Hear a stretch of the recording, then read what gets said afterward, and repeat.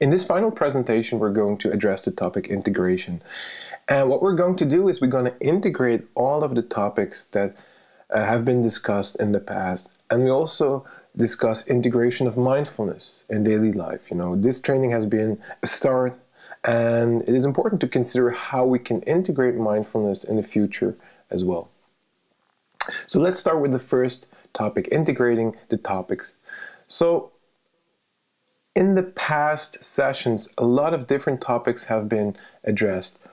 And if we take a look at these topics, just to refresh our memory, we discussed in the first session the attention for the present moment and attention in general, like the mechanisms of attention and the role in mindfulness. Then we discussed automatic patterns and the role of mindfulness in disrupting these automatic patterns and becoming aware of unhealthy automatic patterns. Then we moved on to judgment, a key ingredient of mindfulness. As opposed to the open awareness that is cultivated in mindfulness, judgment is very much guided by all kinds of beliefs that we have and limits our ability to connect fully to the present moment. Then we've dealt with acceptance, the ability to allow emotions and feelings and experiences to be present as they are rather than control or fight them. Then we moved on to another topic, the relationship between mindfulness and the future. The way mindfulness relates to goals and how important it is to cultivate mindfulness for a more balanced attitude towards the future and the present moments. And then we moved on to compassion, cultivating a friendly relationship with the self that is very much at the heart of mindfulness as well.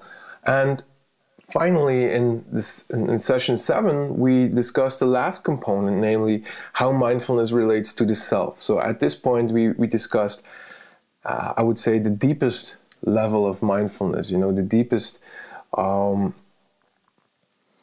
way mindfulness actually affects our functioning.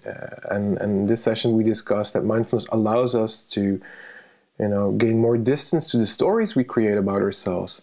And in this way also fundamentally changes the way we relate to ourselves and our concept of ourselves. And in this session, we are going to focus on the integration of all these topics.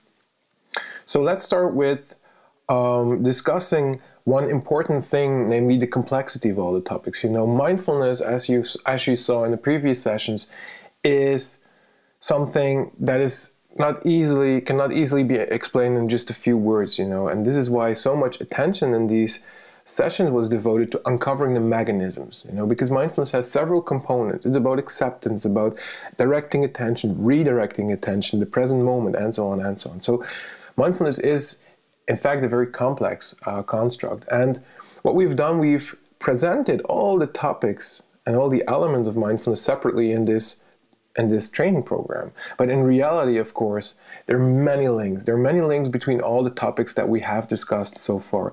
And what I want to do here in this presentation is give you an idea of how all these different topics, in fact, in reality, all are linked and operate synergistically. So in the first session, we focused on attention for the here and now. And, attention is, in fact, awareness. Attention is the awareness of what's going on. It helps our mind to become aware of things. And if we are unaware of something, we simply cannot change it. So, in fact, we can say that awareness is the key ingredient for change. And if we're not aware of automatic patterns, session 2, judgment, session 3, conflicts that we have, and our inability to accept things, session 4, goals, and so on, we cannot change them. So we can say that, and this is one of the reasons why we started with this, paying attention and becoming aware of things is the starting point to address all the other mechanisms that often prevent us from being mindfulness that were discussed in the upcoming sessions. So we can say, if we put this in a picture, the first session, in fact, relates to all of the other session, because The first session was becoming aware of things, and awareness is necessary for all of the other topics to be effective and to be changed. So this is, I think, the most important link with the future topics that were discussed. So now let's move on to session 2. Session 2 was about automatic patterns. And what we can say is that automaticity prevents change, obviously. When we do things automatically, we're unaware of them, and we keep doing them. And many unhealthy habits, of course, demonstrate this very principle. Smoking, drinking, and many of them become automatic, and without even thinking of it, we light a cigarette, or we eat unhealthy. And in fact, we can say that all of the topics that were discussed previously are in some way automatic. And this is also why many training programs of mindfulness, they involve many weeks of training, because in order to change these automatic patterns that we discuss, all the topics, you need to pay a lot of attention. You need to break those patterns. And breaking an automaticity is not something that is done overnight, so it needs a lot of time. So again, we can say automatism is related to all of the other topics, because we are often not in the present moment. We're often in the future. We're often automatically judging people. We're often automatically forcing ourselves to push feelings away. We're automatically spending a lot of time in the future. We automatically criticize ourselves, and we're, without being aware of it, automatically being guided by all of the stories we create about ourselves. So automatism is related, again, to all of the topics, because they all involve some kind of automatic pattern. Session 3, we focus on judgment. And judgment is always the first step in a conflict. If we don't judge something as being wrong, the need to address it or control it or avoid it obviously is very much less. But if we, as soon as we start, focusing on reality in a way that tries to categorize it, and saying this is good, this is not good, I shouldn't feel like this, and so on. From the very moment on, I say, I shouldn't feel this, this is bad, I will act accordingly. So it's, you could say, the first step in any conflict that we experience. Conflict only exists if we call it a conflict. So this is a very clear link with the topic that follows, acceptance and control, Again, another very important hallmark of the inner critic that we discussed in session 6 is it is all about judgment. It's about judging ourselves when we screw up, when we mess up, when we do things we're not proud of, and so on. So the inner critic is the internal voice that is very, very much judging our own behavior and our own selves. So here again, the judgment is very obvious. And what we also saw is that judgment is often a product of the ego. The ego, like the story we tell about ourselves, all the beliefs we are identified with, in fact, guide our judgments about ourselves, but also about other people around us. So if we put this in a picture, we can say, well, topic 3, like judgment, is most obviously related to acceptance, compassion, and the ego. So these are the 3 topics that are all, very much characterized by judgment. Then let's move on to session 4. Here we dealt with acceptance. Well, in the present moment, we are open to what is happening. We're letting reality unfold. But if we're in a state of non-acceptance, we're not letting reality unfold. We're actually resisting it. We're fighting against it. So non-acceptance is actually losing touch with the present moment. It is losing touch with what is ever happening here, because we're not allowing it to unfold. We're resisting it. And this is also, I think, illustrated by the fact that once we not accept something, we're thinking a lot. This isn't right, I shouldn't do this, this should go away, and so on. So automatically, we're also drawn to thoughts in a non-accepting mode. In session 5, we discussed goals. Well, non-acceptance is all about goals. It's all about not wanting to be where we are. Non-acceptance means I want to be in a different state. I want to be in a different future. This isn't right, so I should move on to something different. So it's very much oriented to what life should be rather than what it is. So it's very much also linked to session 5. And when we apply compassion to ourselves, when we're self-compassionate, it means that we are accepting ourselves despite of the fact that we messed up, despite of the fact that we're suffering, despite of the fact that we should have done otherwise. Basically, compassion can be, I think it's very close, if not very similar, to self-acceptance. Accepting the self with his bad qualities and his good qualities, allowing the self to be human, accepting the self as a human being. And finally, non-acceptance also reflects ego functioning.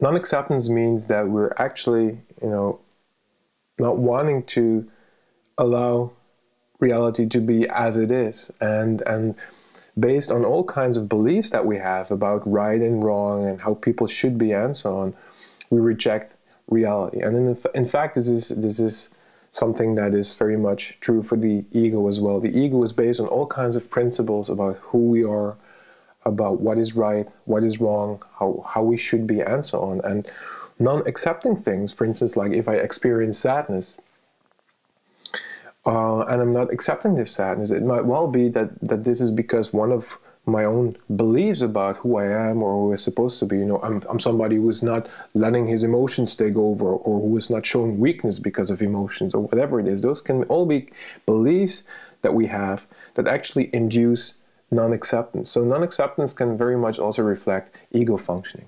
So if we summarize this again in the picture, we can say session 4 acceptance is most clearly related to attention in the now, goals, compassion, and the ego. In session 5, we talked about goals. And obviously, when we focus too much on goals, there is less attention for the present moment. So here there is a close link between session 5 and session 1. Session 1 was about the present moment. Again, if we fail to reach goals, we often experience a lot of difficulties accepting this fact because, we wanted to do better. We find it difficult to accept things that come in between that not allow us to reach the future that we had in mind. So often we see that failing to reach goals often induces a very control-like state of mind in which we try everything to do to make it right and to control something that cannot be controlled anymore. And once we fail to reach our goals, it's also very likely that the inner critic comes up. And I think in most cases the inner critic is there because we either fail to comply to a norm in this moment, or because we fail to do something we expected to do or were expected to do by others. So goal failure is also very much linked to the inner critic. And finally, goals can be set by the ego. We have all kinds of goals in life. We have goals that are focused on self-development. I want to develop myself, I want to grow as a human being, but we also can set what we call extrinsic goals. Goals like I want to be well-known, I want to be respected by other people, I want to make a lot of money, show off how good I am, I want to demonstrate my ability, whatever it is. So these goals are often driven by the ego because they're very much focused on the confirmation of the outside world for the self. These goals actually are set because they hope, we hope when we achieve them that we, can add something to our basket of me, that we can add something to our shopping cart and to become more valuable or or a better person or more successful or what it is. So we have all kinds of goals. So goals can also be set by the ego. So again, if we look at this, we can say goals are very much related to the present moment. They distract our attention away to acceptance. It's often difficult to accept when we not reach goals. Compassion. We often suffer from low levels of compassion when we're unable to reach our goals. And the ego, in which we see that goals often can reflect, principles of the ego, or goals can be a way to strengthen the story of ourselves. In session 6, we focused on compassion, and of course, when we're suffering, when compassion is the most needed, we of course need to be aware of the fact that we are suffering. So attention for the present moment is very crucial for effectively applying compassion. And compassion is a very effective way to counteract the separateness created by the ego. You know, the ego is all about my unique identity, the person who I am in this world as opposed to other people. You know, how can I make myself as distinguished as possible from other people? Whereas compassion is about common humanity. You know, connecting through to others through the realization that we're all human beings and we all suffer and we all make mistakes. So whereas the ego is very much be concerned with keeping a certain unique self story alive and comparing itself to others, compassion is about connecting to others in a moment of suffering. So compassion is most obviously linked to the present moment and the ego. All right, session 7, the ego. Interestingly, again, here we see that the ego is linked to all of the topics that we discussed before. So first of all, it is a fixed story. The ego is a story that we've created, and it's not very dynamic, you know. The present moment awareness, or the observing self that is always present in this moment, is extremely dynamic. It's changing every second, you know. It's always evolving and so on. So this present moment awareness that is cultivated in the first session, you know, actually is very different from a self that is constantly, you know, believing that it's a story of himself. The session 2 was about automaticity, and the ego is of course sustained by automatic thinking and behavioral patterns. You know, the ego is the story of the self. Once we're unaware of it, it guides our behavior automatically. Without even knowing it, we're being guided by all kinds of self-beliefs and beliefs about how the world should be, who we are, and so on. So automaticity is also very much at the heart of the ego. And of course, again, the ego is the source of many judgments, many beliefs that we have about ourselves, many stories that we create about who we are and how life should be, and so on, which is all related to the concept of self, also guide our judgments. They determine how we judge other people, how we judge events in life, and judge ourselves. And, you know, the ego, the story of the self, in a strange way, is all about preservation. It wants to be maintained. It wants to be, you know, kept alive. So once we are threatened, once our ego, our story is threatened by something, if somebody, you know, if I'm identified with my, you know, with me being a musician, and somebody says, you know, I dislike your music, I don't like your music, you know, I will react defensively probably, and I will experience all kinds of emotions that may reflect this resistance because I'm feeling threatened. So rather than accepting things, rather than allowing things to be present, the ego will try to not accept experiences that threaten the self-story. And of course, the ego is all about becoming, because there is a story about ourselves, it means this story can become stronger. And this realization means that, you know, the future holds the promise that we can make ourselves stronger, better, or, you know, in any way, you know, strengthen it.